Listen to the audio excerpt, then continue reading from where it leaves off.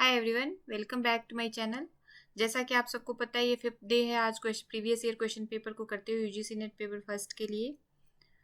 जिनका आज पेपर हो गया वो बहुत रिलैक्स फील कर रहे होंगे। जिनके पास अभी अभी भी टाइम है 1 मंथ का पेपर करने के लिए, वो ज़रूर ध्यान दें इस पेपर को करने से पहले। ये जो पेपर आज हम शुरू कर रहे हैं ये 1 जुलाई 2018 में पूछा गया है। एनटीए के वेबसाइट से ही मैंने इसको डाउनलोड किया है, मैंने इसको लिया है, टाइप किया है यहाँ पे। तो आइए शुरू करते हैं आज हम अपना 1 जुलाई 2018 का पेपर, प्रीवियस ईयर का पेपर शुरू करते हैं।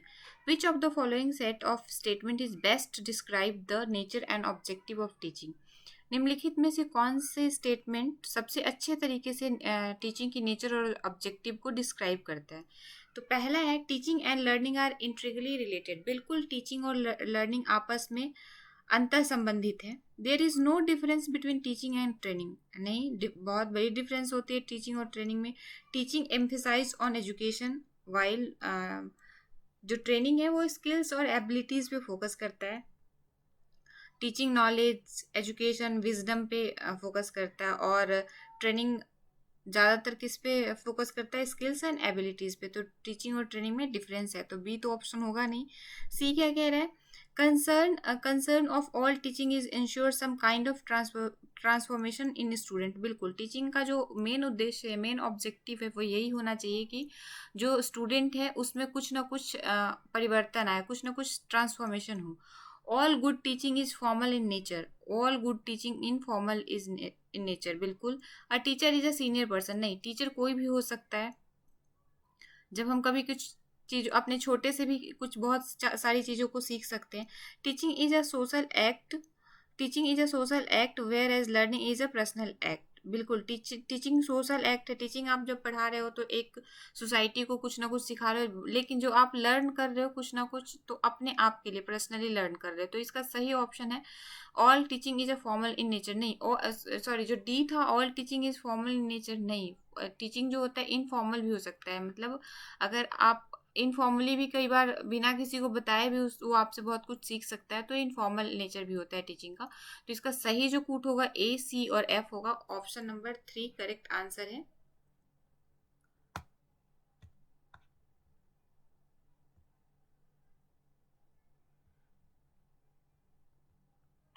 नेक्स्ट देखते हैं। Which of the following learner characteristic is highly related to effectiveness of teaching.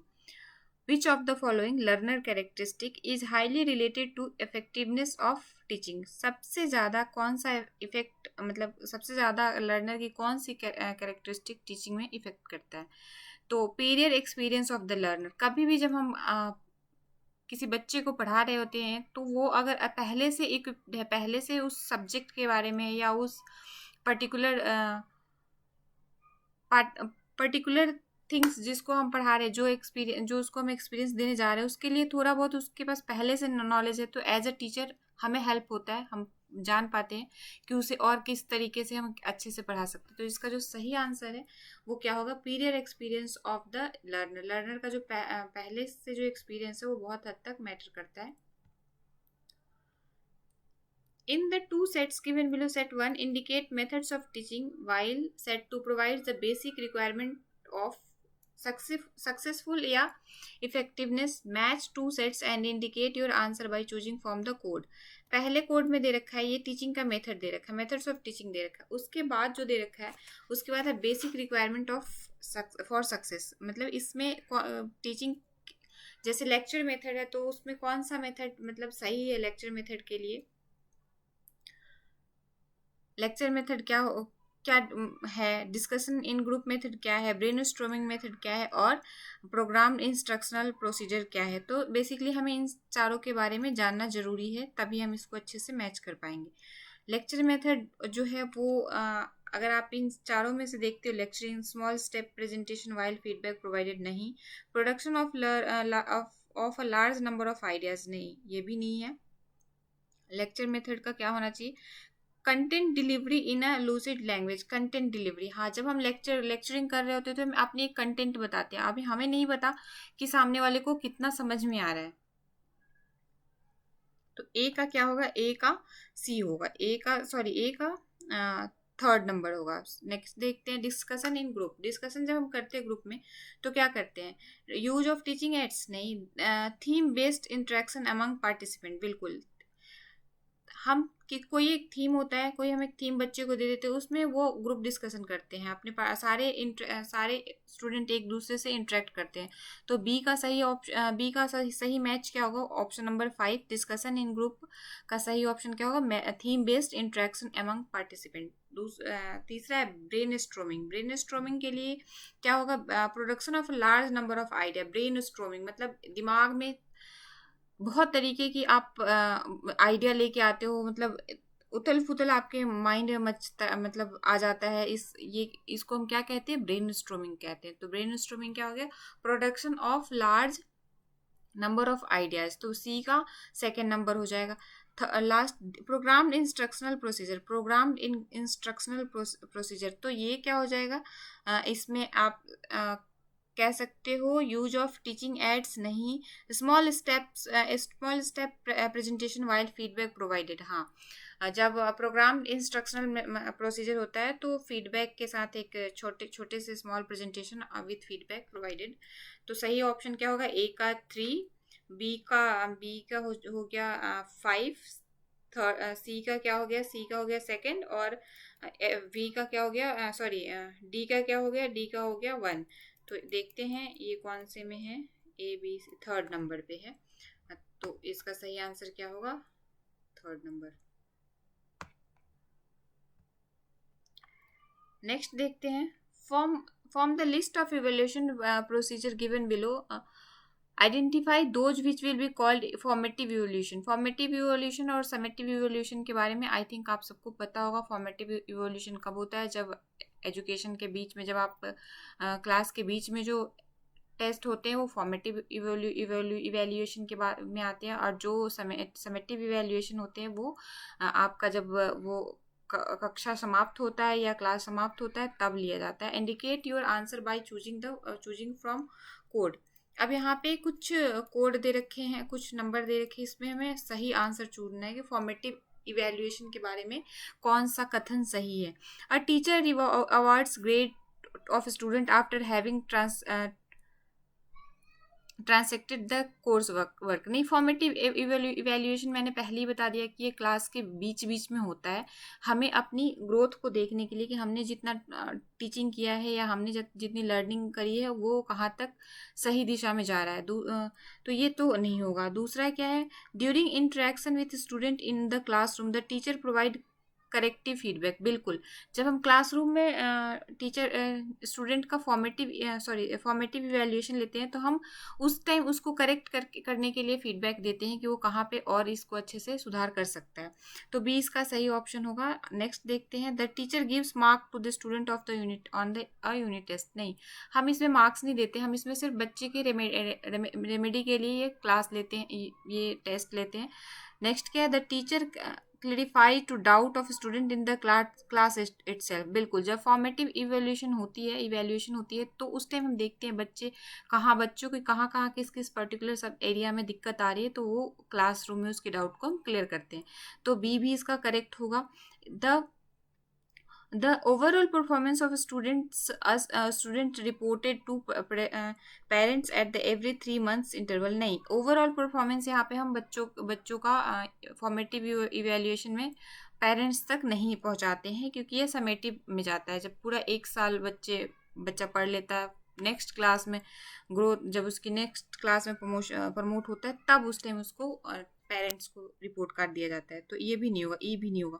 The learner motivation is raised by the teacher through the question answer session. बिल्कुल, जब हम बच्चों से क्वेश्चन पूछते हैं और क्वेश्चन आंसर सेशन होता है, फॉर्मेटिव इवैल्यूएशन होता है, उस टाइम जो लर्नर का मोटिवेशन है वो अपने आप बढ़ जाता है, उससे और ज़्यादा वो ईगर हो जाता है, जिज्ञासु हो जाता है पढ़ने के लिए। तो सही आंसर क्या होगा, बी, डी और एफ। बी, डी और एफ ऑप्शन नंबर 4 में। देखते हैं इसका सही आंसर क्या है, ऑप्शन नंबर 4।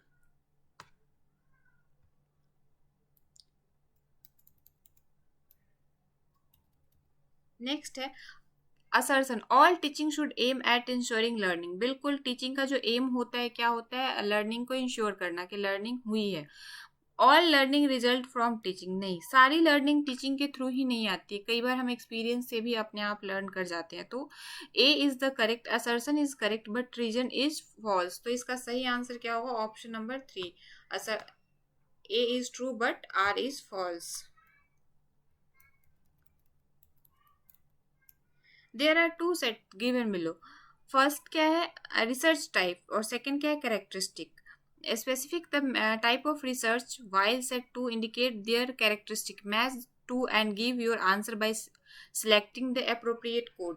पहले हम रिसर्च के बारे में देख लेते हैं कौन कौन सा। फंडामेंटल रिसर्च, जिसे हम बेसिक रिसर्च भी कहते हैं, अप्लाइड रिसर्च, एक्शन रिसर्च और इवेल्युएशन रिसर्च, इवेल्युएटिव रिसर्च। तो इसका हम देखते हैं कैरेक्टरिस्टिक क्या क्या है। फंडामेंटल रिसर्च, जो बेसिक रिसर्च कहते हैं, उसमें उसकी कैरेक्टरिस्टिक क्या हो सकती है, हम देखते हैं। Finding out the extent of perceived impact in intervention, नहीं। Develop an effective explanation through theory building, हाँ। फंडामेंटल रिसर्च जब हम करते हैं तो थ्योरी बिल्डिंग करते हैं, एक्सप्लेन करते हैं उसकी डेवलप, मतलब शुरू से हम उसको शुरू करते हैं, हम कह सकते हैं। तो इसका सही आंसर क्या होगा? ऑप्शन नंबर ए का सेकंड। नेक्स्ट देखते हैं अप्लाइड रिसर्च। अप्लाइड रिसर्च क्या होता है? Exploring the possibility of a theory to use a various situation, किसी भी सिचुएशन में उसको अप्लाई करना अप्लाइड रिसर्च का एक टाइप हो सकता है। अप्लाइड रिसर्च में हम वैज्ञानिक तरीके से शोध करते हैं या वैज्ञानिक साइंटिफिक स्टडी करते हैं। तो इसमें इसका सही answer exploring the possibility of a theory for use of various situations, इसको व्यवहारिक, मतलब व्यवहारिक समस्याओं को भी हल करने के लिए कौन सा रिसर्च यूज करते हैं? Applied research. अप्लाइड रिसर्च का सही ऑप्शन मिलान क्या होगा? कैरेक्टरिस्टिक क्या होगा? Option number 4। Action research. Action research जैसे कि आपको नाम से ही पता है, improving an existing situation through use of intervention। Option number C का क्या होगा? Third number. Evaluative research. Evaluative research क्या होता है? Evaluative finding out the extent perceive impact of an intervention. Evaluative research में हम किसी चीज को फाइंड आउट करते हैं जो एक्सटेंड करता हो परसीवनेस को इम्पैक्ट करने के लिए, क्या? Finding out the extent of perceive impact of an intervention. तो सही आंसर क्या होगा? ए का सेकंड, बी का फोर्थ नंबर, सी का थर्ड नंबर और डी का फर्स्ट नंबर। तो इसका सही ऑप्शन में ए 1 में ही दिख रहा है, सही आंसर क्या होगा? Option number A. Which sets of activities best indicate the cyclic nature of action research? Plan, act, observe, reflect. Option number 4 is the correct one. Which of the following sequence of research set in nearer to scientific methods? यहाँ पे कौन सा sequence है जो कि scientific method के near है? एक बार देखते हैं साइंटिफिक मेथड, रिसर्च मेथड जो कि आप कह सकते हैं अप्लाइड मेथड जैसे काम करते, तो कौन सा है? Suggested solution of the problem, नहीं, ये तो बिल्कुल नहीं सजेस्टेड, पहले ही सॉल्यूशन का सजेशन नहीं ले सकते किसी भी रिसर्च में। परसीविंग द प्रॉब्लम सिचुएशन, बिल्कुल ये डिफाइन अ प्रॉब्लम, पहले भी डिफाइन नहीं कर सकते problem. Identifying the casual factor, नहीं। इसका किसी भी रिसर्च का, नॉट इवन अप्लाइड रिसर्च, किसी भी रिसर्च के लिए सबसे पहले प्रॉब्लम को देखना होता है। perceiving the problem situation, locating the actual problem and its identify इसका सही आंसर क्या होगा? Option number second.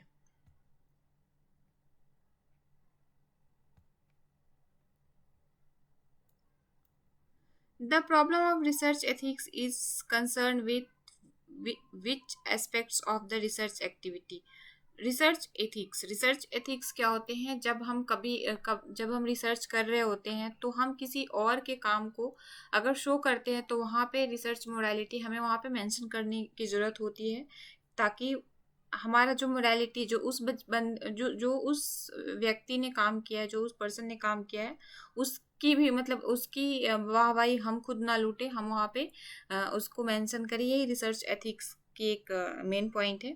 तो इसका evidence based research reporting, research ethics का एस्पेक्ट्स क्या होता है? Evidence based research reporting. जब हम रिपोर्ट लिखे तो ये बताएं कि कहाँ से लेके कहाँ से हमने रिसर्च किससे हेल्प लिया है, हमने कौन से पेपर से, किसके जर्नल से हमने हेल्प लिया है। In which of the following activities potential for nurturing creative and critical thinking in relativity greater. ये प्रिपेयरिंग रिसर्च समरी नहीं, प्रिपेयरिंग अ सेमिनार पेपर नहीं, पार्टिसिपेटिंग इन रिसर्च कॉन्फ्रेंस सही है option number 3।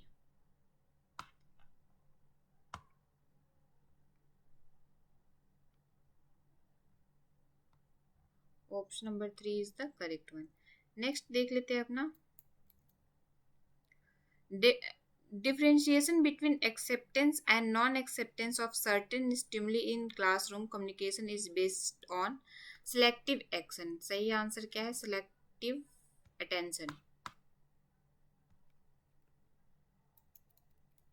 Assertion: the initial message of student in the classroom by a teacher need not be critical to establish interaction later। Reason: more control over the communication process mean more control over what the student are learning। Assertion कह रहा है the initial message of to student in the classroom by a teacher need not be critical to establish interaction later. नहीं, ये गलत है। Assertion इसका सही नहीं है। रीजन क्या है? More control over the communication process mean more control over the what student are learning. बिल्कुल, जितना ही हम कम्युनिकेशन पे कंट्रोल करेंगे, बच्चे को एक दूसरे से इंटरेक्ट नहीं करने देंगे, उतना ही बच्चों के लर्निंग को हम कंट्रोल कर सकते हैं। तो इसका सही आंसर क्या होगा? रीजन सही है और असर्सन गलत है। देखते हैं ऑप्शन को। Yes, A is false but R is true। Option number 4 is the correct. Next देखते हैं। और फ्रेंड्स आज बस 15 क्वेश्चन तक ही कर पाएंगे। The next term is series -1 5 15 29 and F is. तो इसका सही आंसर क्या होगा? 47। इसको आप करके एक बार कमेंट बॉक्स में बताइएगा, अदरवाइज मैं आपको बताती हूँ। होप कि आप लोगों को भी समझ में आ गया होगा कि कितने का अंतर है इसमें। देखो -1 और से 5 के बीच में कितने का अंतर है? अगर -1 और 5 को हम ऐड करते हैं तो 4 आता है। 4 उसके बाद अगला जो नेक्स्ट टर्म होगा 4 में अगर सॉरी -1 है, -1 और 5 को हाँ तो -5 में +5 -1 में 5 करेंगे तो 4 नहीं, ये भी ऐसे भी नहीं होगा। कैसे होगा? -5 में कितना ऐड करेंगे तो -1 में कितना ऐड करेंगे तो 5 आएगा। -1 में अगर अगर पेन होता तो सही से ये समझ में आ पाता आप लोगों को। वर्बली पता नहीं कितना समझ आएगा नहीं आएगा। -1 में अगर हम 5 लाना चाह रहे हैं तो +6 ऐड करेंगे तो 5 आएगा। फिर +6 में फिर 5 में +10 करेंगे तो 15 आएगा। फिर 15 में अगर हम +14 करते हैं तो 49 आ रहा है। फिर इसमें 29 आ रहा है। तो कितना ऐड करेंगे कि नेक्स्ट टर्म हमारा क्या आएगा? तो +14। आप देखते जाओ यहाँ पे 4 का, अगर 6 10 14 14 देख लो तो 4 का डिफरेंस होते जा रहा है। तो अगला 18 ऐड करेंगे तो 47 आएगा। होप कि अब आप लोगों को समझ में आ गया होगा। ये थोड़ा सा ट्रिकी क्वेश्चन है और पेन से बहुत अच्छे से समझ सकते हैं। एक बार मैं टाइप करके आपको बताने की कोशिश कर रही हूँ कैसे होगा।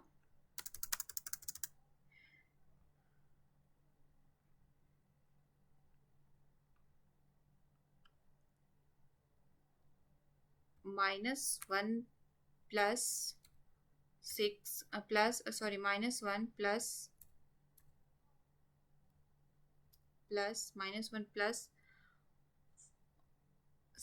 = 5।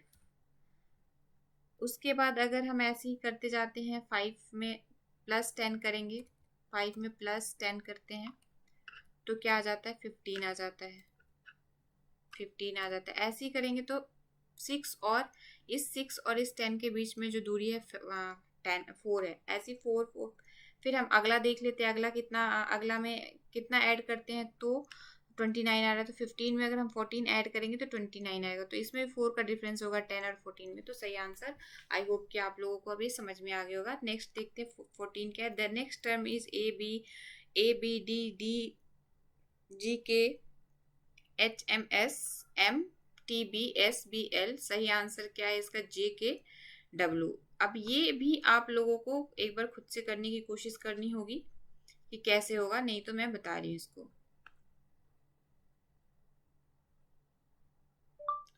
The next term is series ABD, DJK, HMS, MTB, SBL. ZKW. According to testbook.com, hence, ZKW is the correct answer.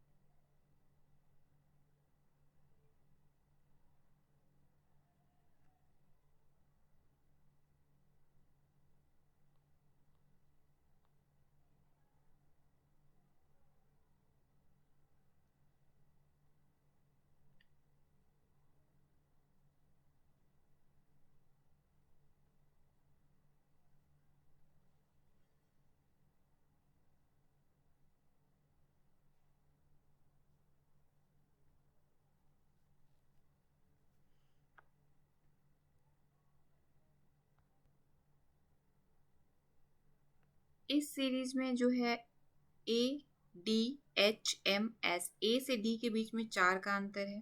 D से एच के पहले पहले लेटर में देखेंगे, डी से एच के बीच में क्या है? 4 का अंतर है। सॉरी, ए से डी के बीच में जो है ए बी सी 3 का अंतर है। डी से एच के बीच में 4 का अंतर है। एच से एम के बीच में 5 का अंतर है। तो एम से एस के बीच में कितने का अंतर है? 7 का अंतर है। सॉरी, एम से एस के बीच में 4 का अंतर। फिर एस से नेक्स्ट जो होगा, आपने देखा एक एक एक एक करके बढ़ते जा रहा है, तो अगला 7 का अंतर होगा, तो जेड हो जाएगा।